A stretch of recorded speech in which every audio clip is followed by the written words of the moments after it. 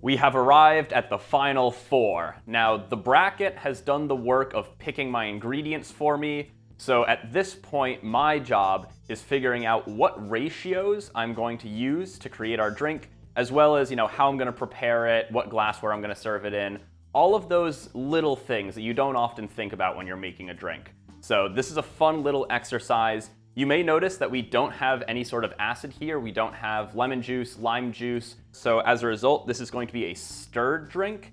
And ultimately, the ratio that I settled on just off the top of my head for this drink is going to be 1.5 ounces of our UConn vodka, 1/2 ounce of our Illinois Domaine de Canton, 1/2 ounce of our U of M Allspice Dram, and 2 dashes of our Arizona Angostura Bitters.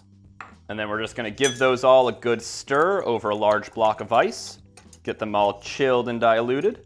And then I'm gonna strain that into a lovely little Nick and Nora glass right there.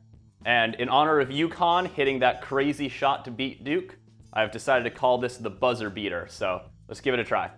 Ooh, whoa.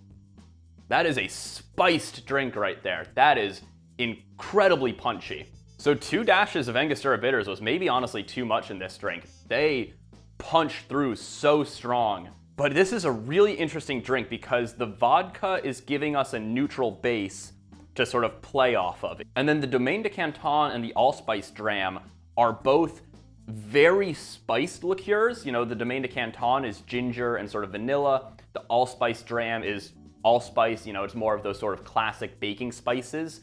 And so they're both very punchy and sharp, but also very sort of sweet and syrupy. So despite not having any sort of dedicated syrups in here, we don't have simple syrup, we don't have Demerara syrup, we're still getting a lot of sweetness in this drink. Very interesting kind of drink. It's not bad.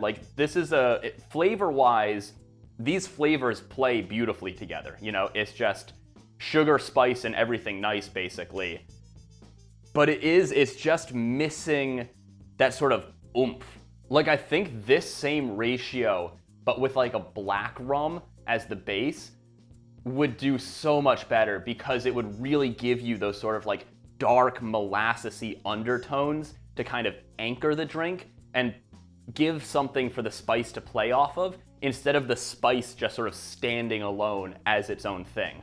Well, all in all, a very interesting experiment, and if I had to try to pick a winner from which ingredient is the strongest in this drink, I'm gonna go with Arizona.